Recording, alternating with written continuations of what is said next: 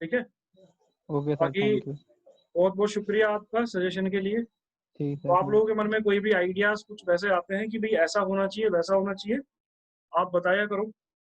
ठीक है, हो सकता है कोई आइडिया हमें अच्छा लगे और हम फॉलो कर लें उसको, या वो बेनिफिशियल हो हम सबके लिए ही, आप लोगों के लिए भी हमारे लिए भी।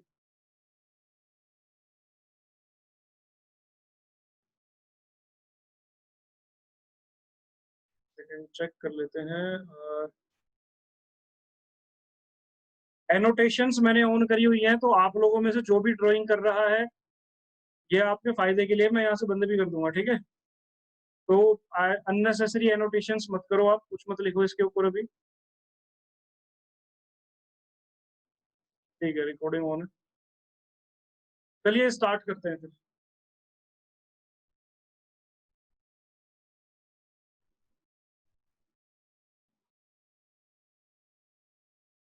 बच्चे आ ही रहे हैं, बस इसके बाद मैं मीटिंग लॉक कर दूंगा। ठीक है,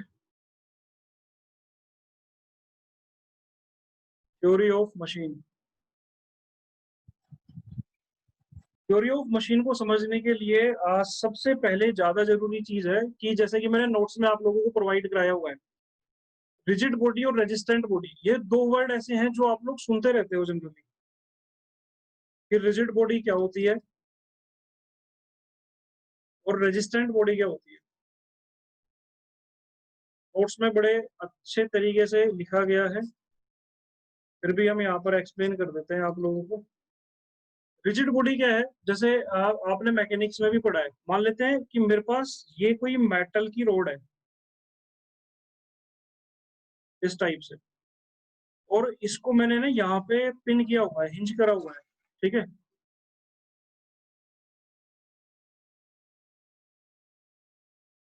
अब और ये चलो ऐसे फिक्स कर देते हैं इसको यहाँ पर। अब देखो, अगर मैं कोई फोर्स यहाँ से लगाता हूँ, तो इसमें जो ये वाला पॉइंट है, ये पॉइंट यहाँ पे जाएगा थोड़ी देर बाद। हो सकता है कि ये जो डायग्राम है, ये डायग्राम कुछ ऐसा हो जाए, मतलब ये वाला जो लिंक है हमारे पास, या जो एलिमेंट रोड हमने ली हुई है, ये यहाँ पर पहुंच जाए, ये पॉइंट आ जाएगा यहाँ पर, और इसके साथ में यहाँ पर जो ये पॉइंट है, ये वाला पॉइंट इसके कोरस्पॉन्डिंगली इस जगह पे आ जाएगा, और यहाँ पे कोई पॉइंट है वो यहाँ पर आ जाएगा। तो अभी मैंने जस्ट जनरली 3 पॉइंट ही लिए हुए हैं यहाँ पर। तो आप अगर देखो ध्यान से, तो फोर्स लगाने के बाद भी इसमें क्या हुई है, मूवमेंट हुई है। उसके बाद भी अगर मैं यहाँ देखूं, तो जो ये पॉइंट से इस पॉइंट की जो डिस्टेंस है वो यहाँ पे भी सेम है, देखो। तो एक ही बॉडी के जो पॉइंट्स हैं, उन पॉइंट के बीच में रिलेटिवली जो डिस्टेंस पहले थी वही डिस्टेंस बाद में भी है। ऐसा किस बॉडी के साथ में होता है, उस बॉडी को बोलते हैं रिजिड बॉडी, जो डिफॉर्म ही नहीं हो रही है बेसिकली। मेटल का है ये, है ना, रिजिड है। अच्छा, अगर इसी की जगह पर यहाँ पर ऐसे ले लेते हैं कि जैसे मान लो कोई हमने ले लिया, स्ट्रिंग ले लिया कोई, ये कोई स्ट्रिंग है, अभी यहाँ पे टाइटली इसको हेल्ड करा हुआ है। ठीक है, ऐसे आपने कर दिया, अब इसको थोड़ा सा फोर्स लगाया है यहाँ पे, तो ये थोड़ी सी इसकी शेप ना चेंज हो जाएगी, कुछ ऐसे हो जाएगा। अब जो इस पॉइंट से और इस पॉइंट के बीच में जो डिस्टेंस थी, वो डिस्टेंस भी चेंज हो जाएगी। मान लेते हैं थोड़ा सा इलास्टिक है ये स्ट्रिंग, एक तरह से रबड़ मान सकते हो आप। तो उस केस में मैं कहूंगा कि ये जो बॉडी है मेरी, ये वाली जो स्ट्रिंग है, ये रिजिड बॉडी नहीं है, क्योंकि इसके ऊपर जो पॉइंट्स है, उन पॉइंट में डिफॉर्मेशन आने की वजह से जो उनके बीच में डिस्टेंस है वो चेंज हो जा रहा है, रिलेटिव डिफरेंस आ जा रहा है इनके बीच में। जबकि रिजिड बॉडी में ऐसा नहीं होता। और अगर डिफॉर्मेशन होती भी हैं, तो वो बिल्कुल माइक्रोस्कोपिक डिफॉर्मेशन होती है। ठीक है, तो वो हमें दिखेंगे भी नहीं, मतलब अगर आप माइक्रोस्कोप भी यूज करोगे तो भी आपको नहीं दिखने वाली। जैसे बॉल को आप पुश कर रहे हो, है ना, तो उसमें क्या आ रहा है, बॉल कहीं भी पुश नहीं हो रही ना, उसमें आप उसे कंप्रेस कर पा रहे हो। बट क्या हो रहा है कि जो कुछ ना कुछ माइक्रोस्कोपिक लेवल पे जो स्टार्टिंग की लेयर है, उसके कुछ पॉइंट्स तो अंदर प्रेस हो ही रहे होंगे, लेकिन हम क्या बोलेंगे उसको कि वो रिजिड है। तो ये पॉइंट क्लियर हुआ ना, रिजिड बॉडी क्या होगी, जिसके रिलेटिवली जो पॉइंट्स है उसके ऊपर, उन पॉइंट्स पर अगर कोई फोर्स अप्लाई करते हैं, तो उनके बीच में कोई भी जो डिफॉर्मेशन आने की वजह से कोई रिलेटिव डिफरेंस पैदा नहीं होता, वो सेम ही रहेंगे पॉइंट्स। ठीक है, अच्छा, रेजिस्टेंट बॉडी क्या है, रेजिस्टेंट बॉडी होने का मतलब ये है कि बॉडी है ना फ्लेक्सिबल हो सकती है, बॉडी क्या हो सकती है हमारे पास, फ्लेक्सिबल हो सकती है बॉडी, बट जिस पर्पस को इसको सर्व करना है ना, उस पर्पस के लिए एज ए रिजिड ही काम करेगी ये। मतलब कोई डिफॉर्मेशन वगैरह नहीं आएगी, और जैसे रिजिड बॉडी फंक्शन करती है एक पर्टिकुलर टास्क के लिए।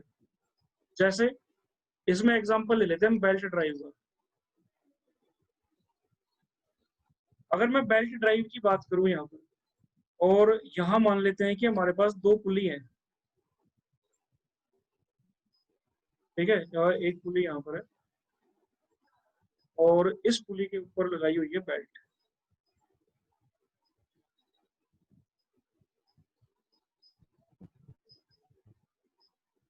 ये हमने बेल्ट लगा दी यहाँ पे, बेल्ट ड्राइव। अब देखो यहाँ पे टेंशन रहेगा, टेंसाइल फोर्सेस रहेंगे। अब बेल्ट को अगर मैं वैसे ले लूं नॉर्मली, तो बेल्ट क्या हो जाएगी, अगर आप इसे थोड़ा सा ढीला छोड़ दो तो ये यहाँ से लटक जाएगी इस तरह से। तो वैसे तो फ्लेक्सिबल बॉडी है ये, लेकिन जिस पर्पस के लिए बेल्ट को, किस पर्पस के लिए सर्व करते हैं हम लोग, इमोशन ट्रांसमिट करने के लिए। तो अगर ये ऐसे टर्न होगा तो ये भी क्या करेगा, इसको ऐसा मूवमेंट करा देंगे, रोटेशन दे देंगे इसको।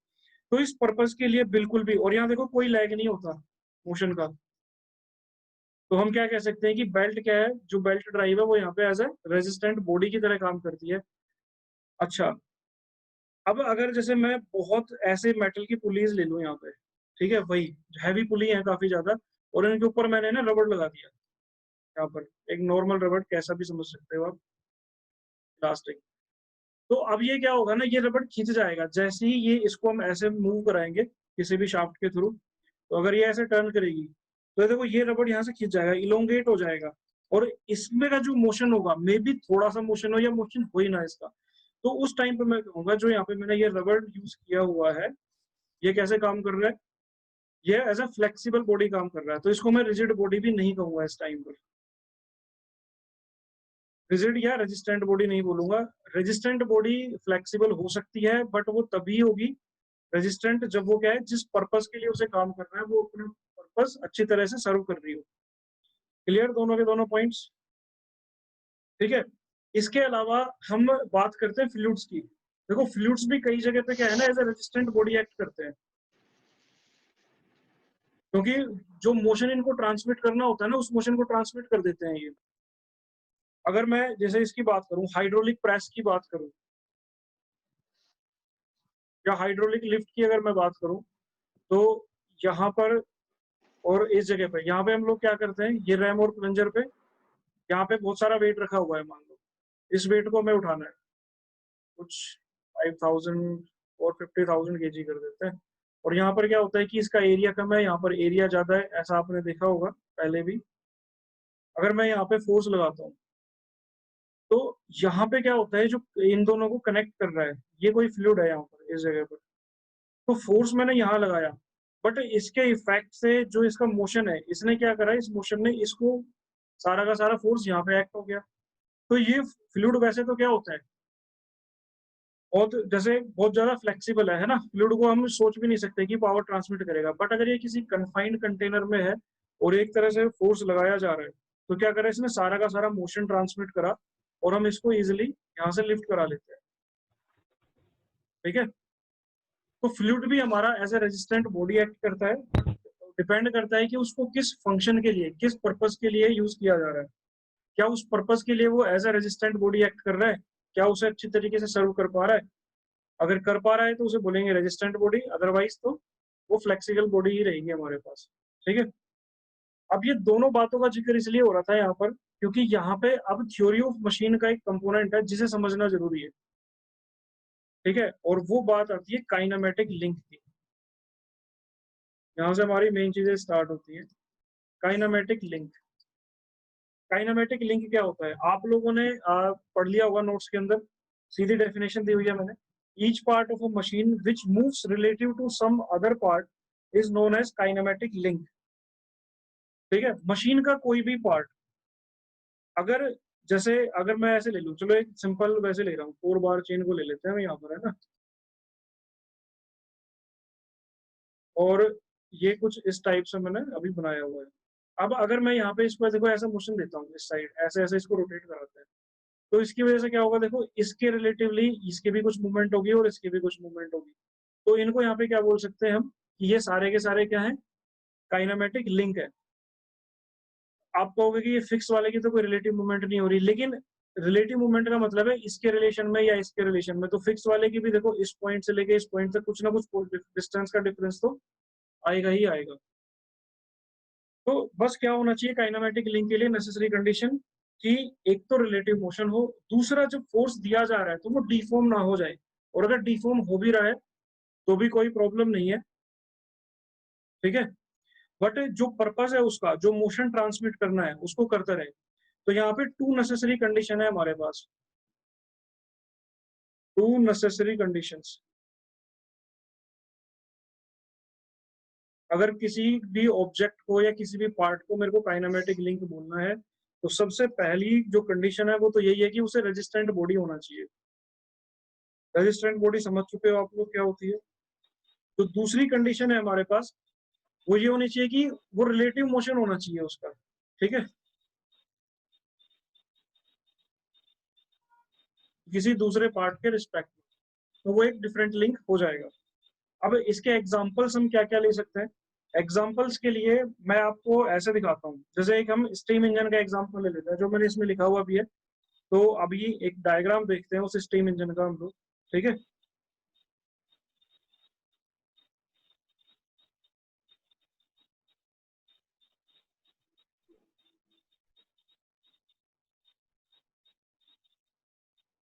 आपने वीडियोस ऑन करी हुई हैं सभी ने। तो ये देखो सामने है ना, आपको एक डायग्राम दिख रहा है स्टीम इंजन का। इस डायग्राम में अगर देखो तो यहाँ पे हम देखते हैं कि ये पूरा का पूरा सिलेंडर है, और यहाँ पर क्या दिख रहा है आपको, ये पिस्टन दिख रहा है, पिस्टन रोड दिख रही है, और ये दिख रहा है आपको क्रॉस हेड। अब क्रैंक पे जैसे ही मोशन मिलता है तो ये क्या होगा, ये जस्ट रेसिप्रोकेटिंग मोशन में कन्वर्ट हो जाएगा, ठीक है। अब मैं यहाँ पे क्या कहूंगा, जो ये पिस्टन है, पिस्टन रोड है, और जो क्रॉस हेड है यहाँ पे, ये तीनों मिलके ना एक ही लिंक बना रहे हैं। इनको अलग अलग लिंक क्यों नहीं बोल रहे हम लोग। देखो ये रेजिस्टेंट बॉडी तो है, बट यहाँ पर क्या है कि इनका जो मोशन है रिलेटिव टू एक दूसरे के रिलेशन में, वो क्या है, कुछ भी नहीं है, कोई रिलेटिव मोशन नहीं है एक दूसरे का, मतलब सेम ही मोशन है इन सबका। तो ये ऐसा एक ही लिंक काम करेगा यहाँ पर, ठीक है। कनेक्टिंग रोड और जो ये बियरिंग्स है यहाँ पर, है ना, बिग एंड बियरिंग और स्मॉल एंड बियरिंग, ये भी क्या है, ये एक ही लिंक की तरह काम करेंगे। क्रैंक आपका एक अलग लिंक हो जाएगा, और जो ये इंजन फ्रेम है पूरा का पूरा, ये क्या हो जाएगा, हमारा फिक्स्ड लिंक हो जाएगा एक।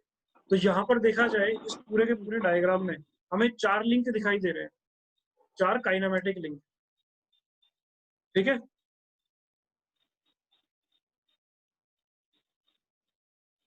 तो वापस आ जाते हैं। तो ये काइनेमेटिक लिंक था और उसको लेकर कुछ बातें थी। नेक्स्ट जो आता है हमारे पास, जैसे नोट्स में प्रोवाइड कराया हो ना, सेम उसी के अकॉर्डिंग चलेंगे हम लोग।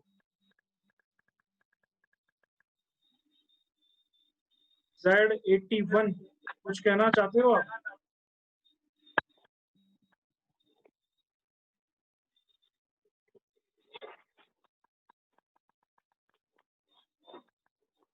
लिंक के टाइप्स देखते हैं।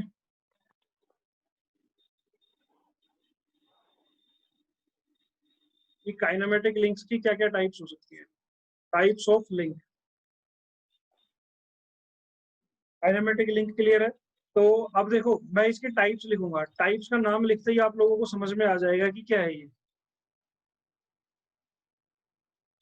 एक होता है रिजिड लिंक, एक होता है हमारे पास फ्लेक्सिबल लिंक, और 1 2 3 नंबरिंग कर देते हैं ना, और थर्ड होता है हमारे पास फ्लूइड लिंक। रिजिड लिंक में क्या होता है कि जो डिफॉर्मेशन है वो बिल्कुल नेग्लिजिबल होती है, या होती नहीं है, बिल्कुल माइक्रोस्कोपिक होती है। देख लिया हमने। जैसे एग्जांपल अगर ले लें, कनेक्टिंग रोड है, अभी जो इंजन देखा था हमने, वो क्या है, बिल्कुल सॉलिड है, रिजिड है एकदम। तो उसमें क्या है कि उसके पॉइंट्स के बीच में कोई रिलेटिव डिफरेंसेस नहीं आने वाले। फ्लेक्सिबल लिंक की बात करें तो डिफॉर्मेशंस होंगी, बट उनको हम नेग्लिजिबल मान लेते हैं, ठीक है। और इस तरह से नेग्लिजिबल मानते हैं कि उनका जो डिफॉर्मेशन है, उस डिफॉर्मेशन का इफेक्ट नहीं आ रहा हमारे जो मोशन वो ट्रांसमिट कर रही है उसके ऊपर, ठीक है। फिर आता है हमारे पास फ्लूइड लिंक।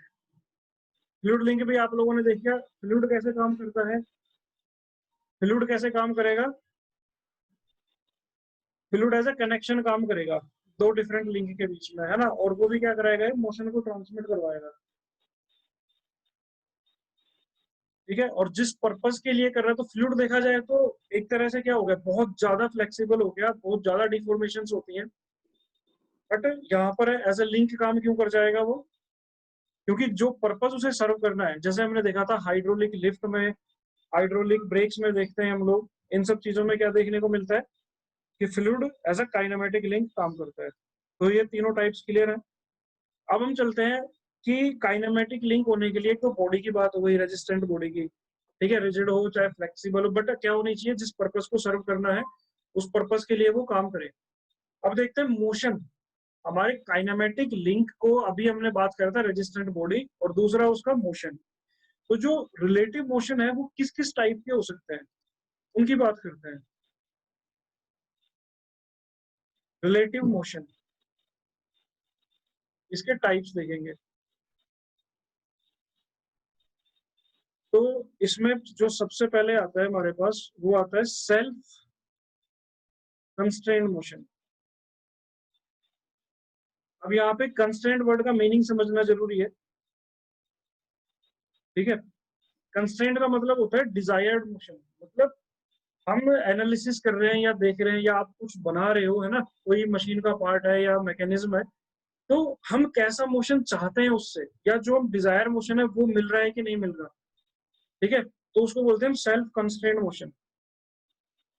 तो दो जो पेयर है हमारे पास, जैसे दो लिंक है, उनके बीच में जो मोशन है, अगर उसमें फोर्स अप्लाई हो या कोई टोर्क अप्लाई हो या कुछ भी अप्लाई हो, पावर अप्लाई हो, जो उनका मोशन होगा वो मोशन है ना, एक पर्टिकुलर एक ही डायरेक्शन में होना चाहिए, ठीक है, और वो डायरेक्शन भी वो होनी चाहिए जिसमें हम चाहते हैं मोशन कराना, तो उसे कहते हैं हम लोग कंस्ट्रेंट मोशन। और सेल्फ कंस्ट्रेंट मोशन क्या होगा, जो हमें कुछ एक्स्ट्रा करने की जरूरत ही नहीं है, मतलब वो दो पेयर्स इस तरीके से कनेक्टेड है कि उनके बीच में जो मोशन है वो ऑलरेडी कंस्ट्रेंट है, मतलब हमें एक्स्ट्रा कोई फोर्स नहीं लगाना, एक्स्ट्रा कोई मेहनत नहीं करनी है उसके लिए।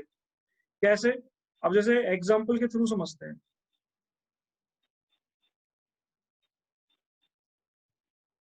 ये मान लेते हैं कोई एक बॉडी है ना, और इस सॉलिड है ना, कोई प्लेट है या कोई स्लैब है, स्लैब समझ लो आप, ठीक है, इसकी थिकनेस भी है कुछ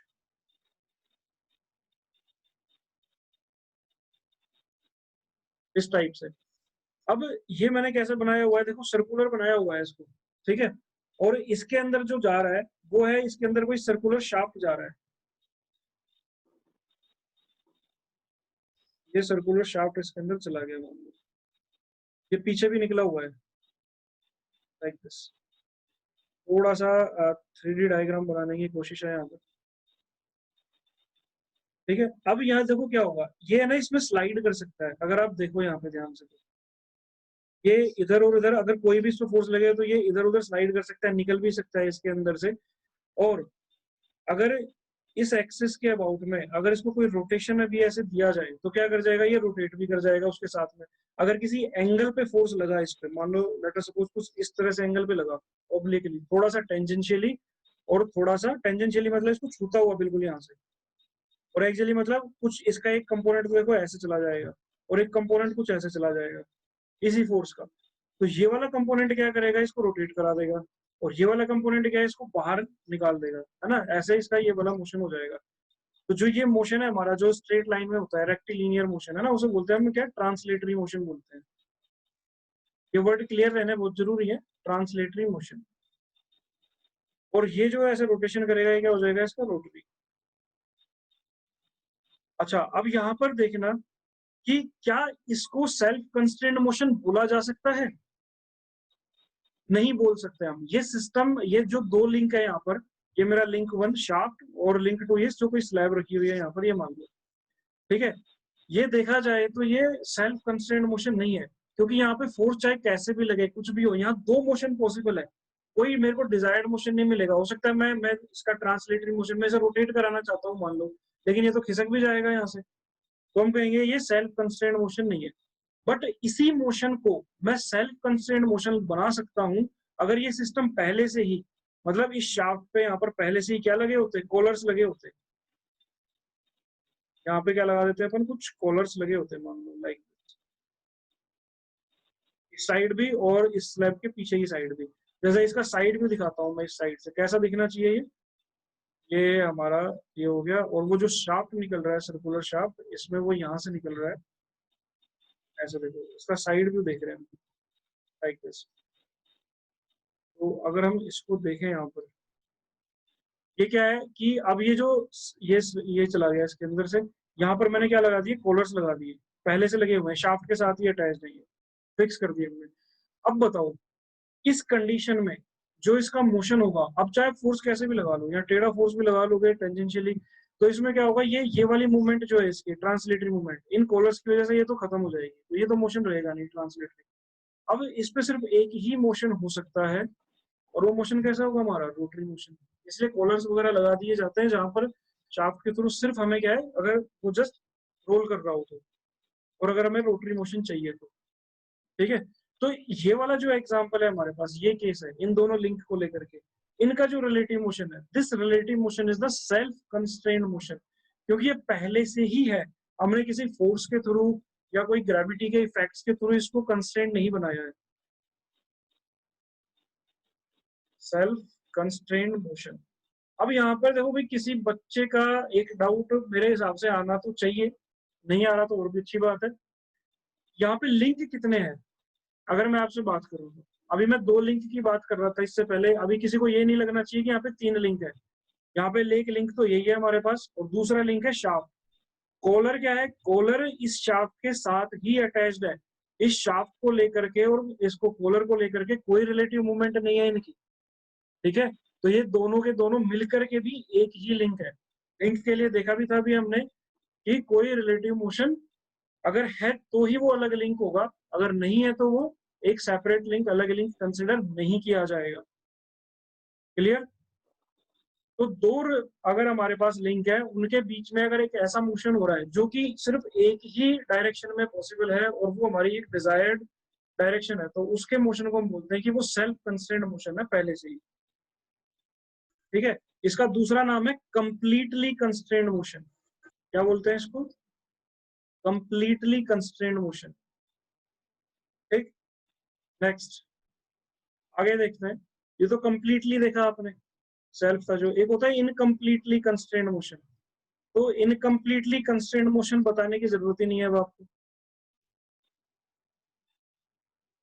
समझ तो गए हो गए है ना। अगर एक से ज्यादा मोशन पॉसिबल हो तो वो क्या हो जाएगा हमारे पास, इनकम्प्लीटली कंस्ट्रेंट मोशन। एग्जाम्पल आप यही ले सकते हो। तो ये वाला जो एग्जाम्पल है, यहाँ पे मैं ऐसा करता हूँ, ये ग्रीन वाले से इसको कवर अप कर देता हूँ। देखो दोनों मोशन पॉसिबल है, तो इसको बोलेंगे हम कि हमारा क्या है, इनकम्प्लीटली कंस्ट्रेंट मोशन है।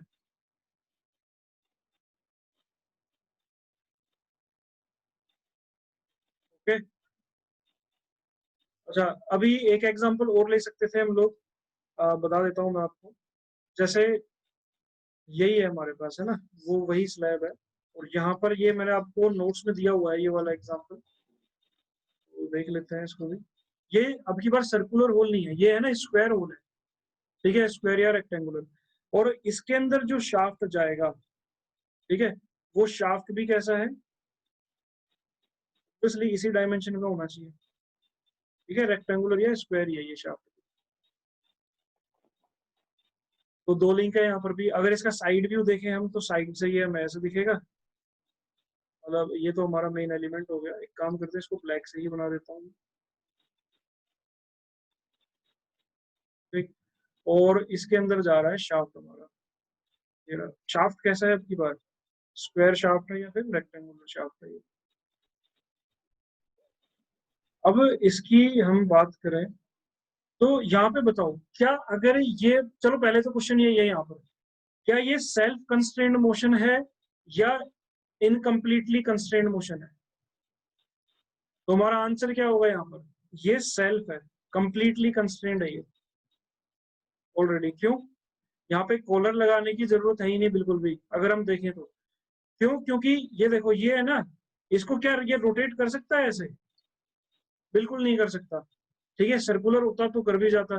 तो हमें यहाँ पे एक्स्ट्रा कॉलर नहीं लगाना पड़ेगा, यहाँ पे ये ऑलरेडी पहले ही क्या है, हमारा कंप्लीटली कंस्ट्रेंड मोशन है। ठीक, अगर ये क्या होता सर्कुलर होता तो ये क्या हो जाता है, इनकम्प्लीटली हो जाता। अब मैंने नाम यहाँ कंप्लीटली लिख दिया है, तो एक काम करो, इसको कंप्लीटली लिख देता हूँ यहाँ पर। इनकम्प्लीटली का एग्जाम्पल आपको यहाँ पे बताई दिया है ना, तो इसके ऊपर ज्यादा टाइम वेस्ट नहीं करते। अब जो अगला मोशन है हमारा, वो है सक्सेसफुली कंस्ट्रेंड मोशन। अब वो सक्सेसफुली कंस्ट्रेंड मोशन क्या होता है, इसको भी देख लेते हैं जरा। सक्सेसफुली कंस्ट्रेंड मोशन,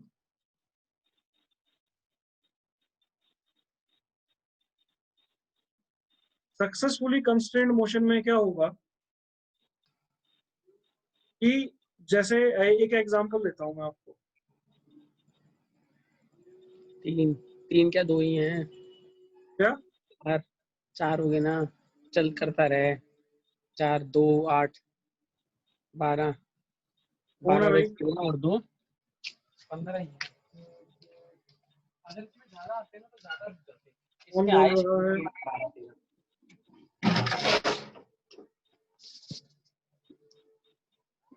आपके माइक जबरदस्ती ऑफ कर दूंगा मैं सारे के सारे यहाँ से। कुछ बोलना है, कुछ पूछना है मेरे से, डायरेक्टली बात करो। माइक में नहीं है ना, बाकी बच्चे डिस्टर्ब नहीं होने चाहिए। यहाँ पर एक शाफ्ट है,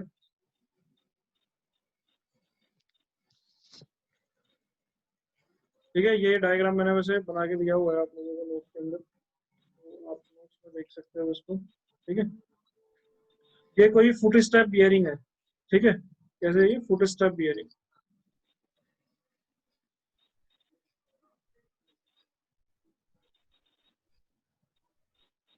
यहाँ तो कोई चलो फ्लूइड है। अभी देखो, इस पे क्या हो सकता है ना, यहाँ पर अगर कोई फोर्स कैसे भी अगर इस पे अप्लाई हो रहा है, तो यहाँ पे अभी फिलहाल दो मोशन पॉसिबल है। ठीक है, ये इसका ट्रांसलेटरी मोशन हो सकता है, अपवर्ड एंड डाउनवर्ड, और दूसरा इस एक्सिस के अबाउट में इसमें रोटेशन पॉसिबल है। तो इस केस में ये वाला जो मोशन है हमारे पास इसका, वो मोशन किस में आ जाएगा, इनकम्प्लीटली कंस्ट्रेंड मोशन में आ जाएगा। बट अगर by the effect of gravity,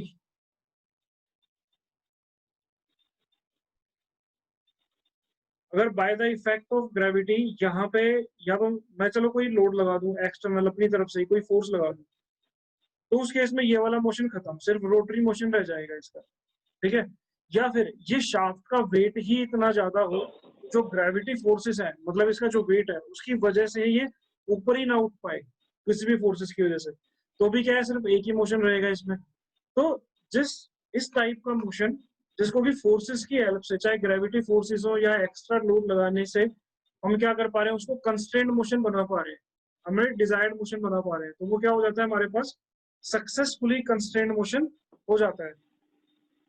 ठीक है, तो ये बिना लोड के अगर है तो कैसा है, इनकम्प्लीटली कंस्ट्रेंट मोशन। और अगर यहाँ पे कोई लोड या फोर्स लगाया हुआ है, या इसका मास ही इतना ज्यादा है कि ये ट्रांसलेटरी मोशन इसका पॉसिबल ही नहीं है, तो हम क्या बोलेंगे, ये क्या है, सक्सेसफुली कंस्ट्रेंट मोशन है। ठीक है, तो ये आपके पास हो गए रिलेटिव मोशंस की टाइप को लेकर के। बात कर रहे हैं काइनेमेटिक लिंक, पता चल गया आपको, और काइनेमेटिक लिंक के लिए जो दो नेसेसरी कंडीशन थी हमारे पास, मोशन और रेजिस्टेंट बॉडीज का जो कॉन्सेप्ट था, है ना, टाइप ऑफ लिंक का, वो सब क्लियर हो गया। अब हम बात करेंगे पेयर्स की। अच्छा, यहाँ तक अभी आप लोगों में से अगर किसी को कोई डाउट है तो आप मेरे को बता सकते हो चैट करके आराम से।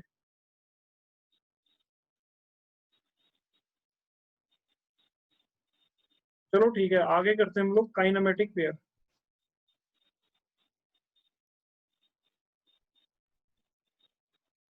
काइनेमेटिक पेयर क्या होता है? ठीक है, काइनेमेटिक पेयर को बता सकते हैं easily, two links of a machine when in contact with each other is known as joint or a pair, but this pair will be kinematic pair only when the relative motion between the links is constrained motion.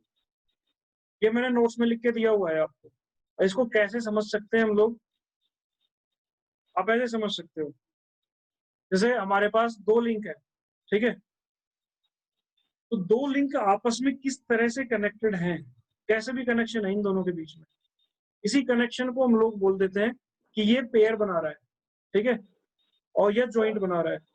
But इसको kinematic pair कब बोलेंगे? Pair या joint तो वही होता है ना भाई, एक से या एक से ज्यादा लिंक अगर कनेक्ट हो रहे हैं किसी भी, मतलब कोई भी किसी भी चीज के थ्रू कनेक्ट हो रहे हैं, तो वो अगर कनेक्शन है उनका आपस में तो वो पेयर या ज्वाइंट माना जाता है। बट उसे काइनेमेटिक पेयर तभी कह सकते हैं जब उन दोनों के बीच में जो रिलेटिव मोशन है वो मोशन कैसा होना चाहिए? कंस्ट्रेंड मोशन होना चाहिए।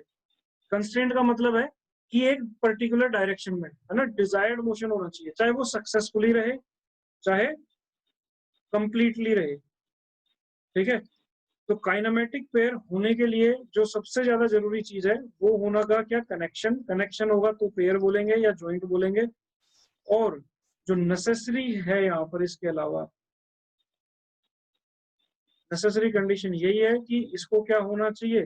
इनका रिलेटिव मोशन होना चाहिए कंस्ट्रेन्ड मोशन, ठीक है, मतलब डिजायर्ड मोशन होना चाहिए।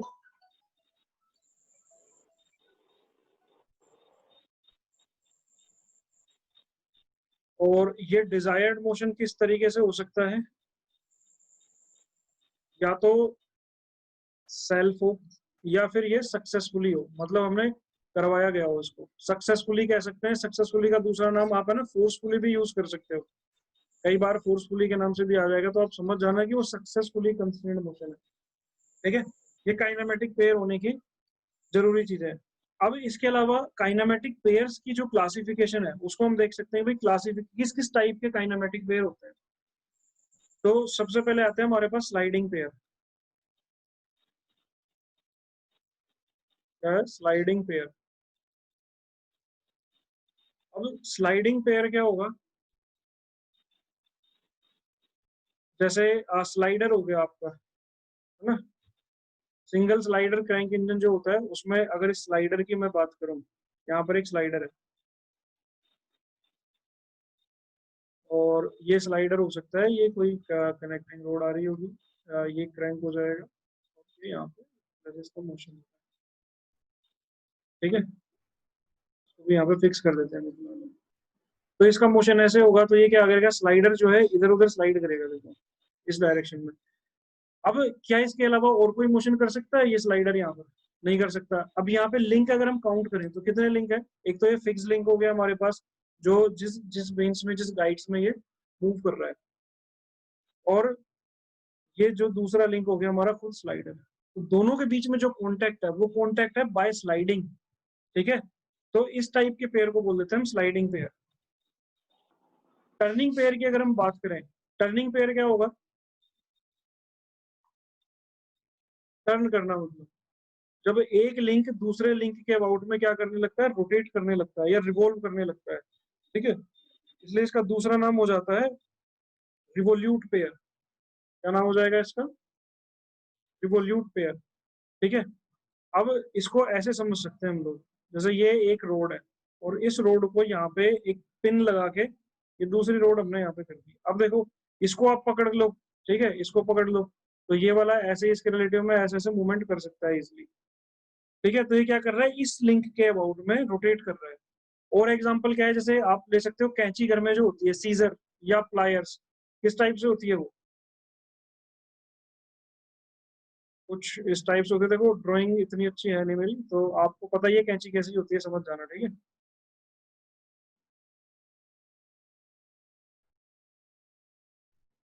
ऐसे ही समझ लो, मतलब ये दो लिंक है, ठीक है। अब क्या होगा? यहाँ पे देखो पिन लगा रखी है ना, ये इनका कनेक्शन हो गया। तो ये पेयर काइनामेटिक पेयर हुआ क्या यहाँ पर? ये ऐसे कर सकता है, इसको हमने पकड़ के रखा, या दोनों को हम रिलेटिव मोशन दे रहे हैं, ठीक है।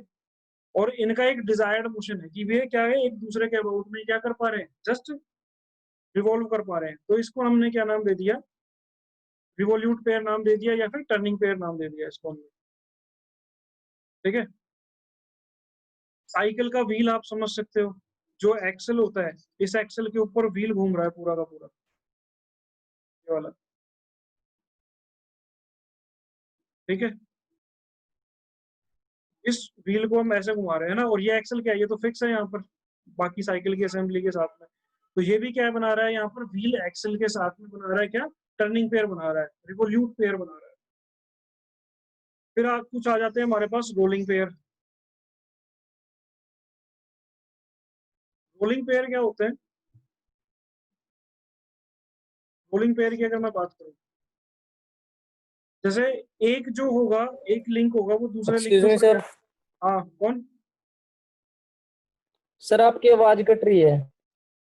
मेरी आवाज कट रही है? आप एक बार जरा नेटवर्क कनेक्शन चेक करोगे अपना? नेटवर्क ठीक आ रहे हैं सर। नेटवर्क ठीक आ रहा है? अभी भी कट रही है मेरी आवाज? अब नहीं कट रही है सर, बीच बीच में कट जाती है, फिर टॉपिक रह जाता है। अच्छा अच्छा अच्छा। तो अगर कहीं कुछ रह गया है ना तो आप बता देना उसको, ठीक है? आप हैंड रेज कर दिया करो ओके। या पूछ लिया करो बीच में कि सर एक बार रिपीट कर दो फिर से।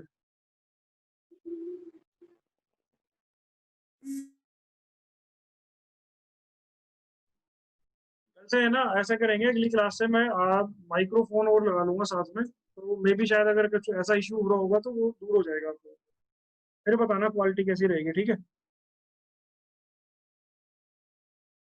अच्छा, रोलिंग पेयर क्या होगा? रोलिंग पेयर क्या है कि जब एक बॉडी है, जो एक लिंक है हमारा, वो क्या है, दूसरे लिंक के ऊपर रोल कर रहा होता है, तो उसे कहते हैं रोलिंग, रोलिंग पेयर। अच्छा, रोलिंग की जो नेसेसरी कंडीशन है, जो जरूरी कंडीशन है हमारे पास, वो ये होती है, प्योर रोलिंग होनी चाहिए। वो क्या होनी चाहिए? Pure rolling. 11th क्लास में पढ़ा होगा आप लोगों ने, नहीं पढ़ा हो तो कोई बात नहीं है, पढ़ लो। प्योर रोलिंग क्या चीज है? प्योर रोलिंग का मतलब होता है रोलिंग, रोलिंग हो बस, स्लीपिंग ना हो, विदाउट स्लीपिंग।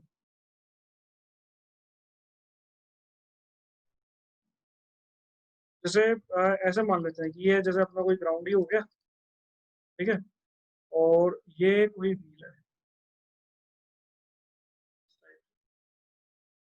अब यहाँ पर क्या होता है कि जैसे ये व्हील है ना, ऐसे जा रहा है, ये मोशन दिया हमने इसको, तो यहाँ पे इसका सेंटर ऑफ मास तो किसी वेलोसिटी से आगे जाएगा ही, खैर उससे हमें कोई मतलब नहीं है अभी फिलहाल। ये जो वेलोसिटी है और जिस पॉइंट पे जो आगे की फॉरवर्ड वेलोसिटी होगी, ये दोनों की दोनों वेलोसिटीज अगर सेम होती हैं, तो ये इसे कहते हैं no slip condition.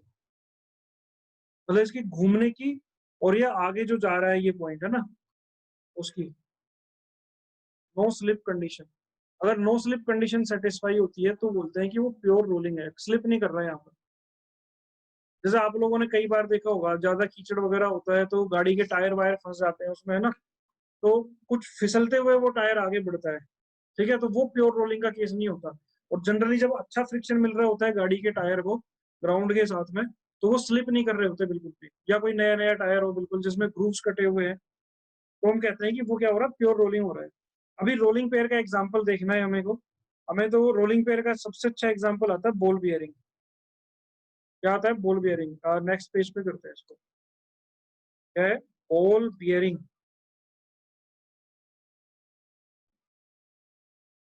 Ball bearing क्या होता है?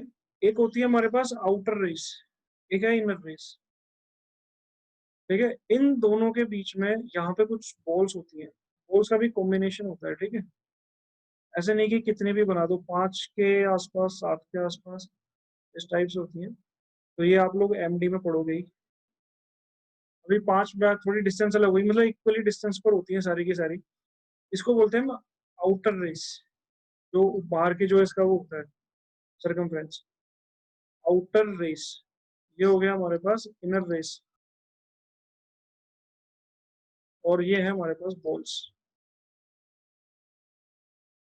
अब इस जगह पे अगर अब देखा जाए, इसको पकड़ लेते हैं बीच वाले को, जैसे फैन में होता है, फैन में क्या होता है, यहाँ पे ही शाफ्ट लगा होता है हमारा, तो फिक्स है, ऊपर वाले कड़े से लगा हुआ है, और ये जो है, ये वाला पार्ट, ये क्या करेगा, ये इसका रोटेशन होता है इस टाइप से, ठीक है, तो बॉल्स भी कैसे मूव कर रही होती हैं, लाइक दिस,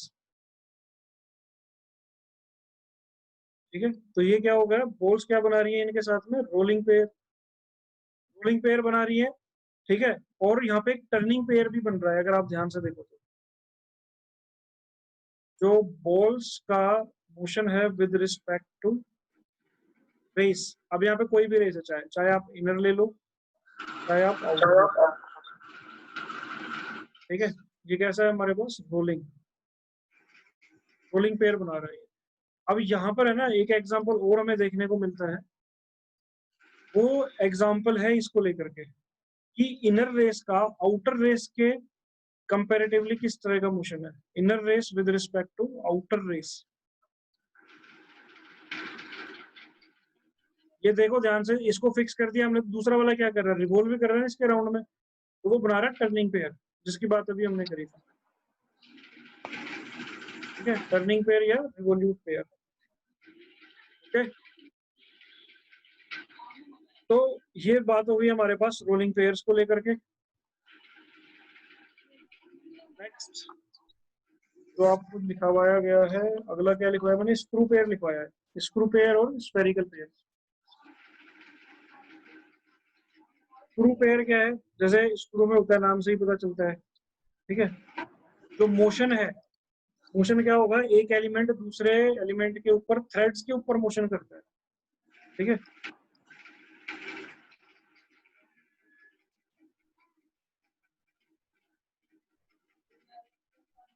जैसे नट एंड बोल्ट हो गया इसका एग्जांपल, तो ये तो खैर सबको पता ही है ना, तो इसके बारे में ज्यादा कुछ बताने की जरूरत नहीं है, जस्ट एक एग्जांपल है। एक आता है स्फेरिकल पेयर। एसएससी जेई में है ना, इस टाइप से सीधे सीधे क्वेश्चन आ जाते हैं, पता है आपको। सीधा क्वेश्चन ऐसे पूछ लिया जाता है कि which of the following is not a type of classification of pairs. तो बस यही होते हैं जो क्लासिफिकेशन मैंने लिखी हुई है। ठीक है, इसके अलावा और क्लासिफिकेशन नहीं होते इसमें। स्फेरिकल पेयर क्या होता है कि 3D रोटेशन होगा यहाँ पर। जैसे आप इसको समझ सकते हो बॉल एंड सॉकेट जॉइंट से। क्या होता है बॉल एंड सॉकेट जॉइंट। अब ये हमारी बॉडी के अंदर भी होता है। जैसे जो हमारा शोल्डर है ना, शोल्डर जो हमारे यहाँ से कनेक्टेड है बॉडी से, पूरा हाथ हमारा, तो देखो हाथ की जो हम मूवमेंट है, हाथ की मूवमेंट कैसे करा रहे होते हैं, 3D रोटेशन में करा रहे होते हैं। ठीक है, मैं जैसे अगर आप लोगों को मैं सामने दिखाई दे रहा हूँ है ना, तो क्या जैसे ये शोल्डर है, अब देखो इसकी मूवमेंट कैसी हो रही है, यहाँ पे ये 3D रोटेशन है, कैसे भी कर सकता हूँ मैं, ऐसे ऐसे ऐसे। तो ये जो जॉइंट बन रहा है यहाँ पर, this joint is spherical pair. ठीक है, पेन, पेन का ले सकते हैं हम लोग, जो पेन स्टैंड होता है, पेन स्टैंड कैसा होता है, पेन स्टैंड है देखो ऐसे ग्रूव कटा होता है, और यहाँ पर क्या होता है, पेन को रख देते हैं अपन कुछ भी कैसे भी करके। ठीक है, तो अब ये इसकी मूवमेंट क्या होती है, ये ऐसे ऐसे उधर दूसरे प्लेन में है ना, इधर इसकी मूवमेंट रोटेशन इजीली होता रहता है। तो ये किसका टाइप आ जाता है हमारे पास, ये आ जाता है स्फेरिकल पेयर का type, ball and socket joint. ठीक है, तो देखो भाई आज की हमारी क्लास, अभी टाइम हो गया है क्लास का है ना, इसके आगे की चीजें कवर अप करेंगे नेक्स्ट क्लास में। तो अभी ज्यादा हड़बड़ाहट में या ज्यादा स्पीड में आप लोगों को नहीं बता रहे। ठीक है, क्योंकि अभी कुछ 2-4 क्लासेस में आप समझ लो कि भाई हम कैसा पढ़ा रहे हैं, मैं मेरे को समझ पा रहे हो कि नहीं। एक होता है ना टीचर की लैंग्वेज को समझना इन सब चीजों को, इसलिए भी हम स्लो हैं, थोड़ा सा आपसे इंट्रोडक्टरी बात कर रहे हैं और चीजें समझा रहे हैं आपको बेसिक से। तो आप लोगों का जो भी फीडबैक होगा आप इस क्लास के बाद मेरे को बताना, और फिर देखते हैं कि क्या आप लोगों के सजेशंस आते हैं, और उसको फिर अगर कहीं पे कुछ कमी है तो उसको हम फिर इम्प्रूव करते हैं। ठीक है, यस सर। Yes sir. बाकी आप लोगों को कैसा लगा आज का हमारा टाइम हो गया है अभी, चीजें बहुत समझ अच्छा में था आई सर। या नहीं आई, हाँ जी, कंसेप्ट तो क्लियर हो गए जी। कॉन्सेप्ट क्लियर हो रहे हैं ना, तो मेन काम हमारा जी। कॉन्सेप्ट को लेके ही है। कॉन्सेप्ट क्लियर हो जाएंगे ना, ये बेसिक कॉन्सेप्ट है, इसके बाद क्या है, आप आगे चल के कितना भी डीप स्टडी करो, सेल्फ स्टडी करो, कुछ भी पढ़ो, आप लोगों को सब समझ में आने लगेगा। ठीक है, तो नेक्स्ट टॉम की क्लास में मिलेंगे आप लोगों से। बाकी आपका जो फीडबैक है वो फीडबैक आप जरूर बताएं। Okay sir. ओके, और थोड़ा नोट्स पढ़ लेना, इसके आगे के जो नोट्स हैं वो आपको मिल जाएंगे, और अगली क्लास में बात करेंगे हम थोड़ा सा, ठीक है, डिटेल में और बात करेंगे। Okay sir, thank you sir. Okay, bye bye.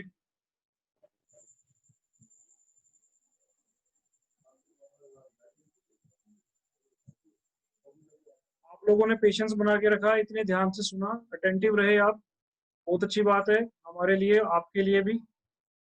Surely आप लोगों का सिलेक्शन हो जाएगा, बस आप इसी एक्साइटमेंट के साथ, इसी एनर्जी के साथ पढ़ते रहो, है ना, यही पेशेंस बना के रखो। ठीक है, आप लोगों से अगली क्लास में मिलते हैं। ओके, नाउ बाय बाय, आप लोग लीव कर सकते हो मीटिंग को।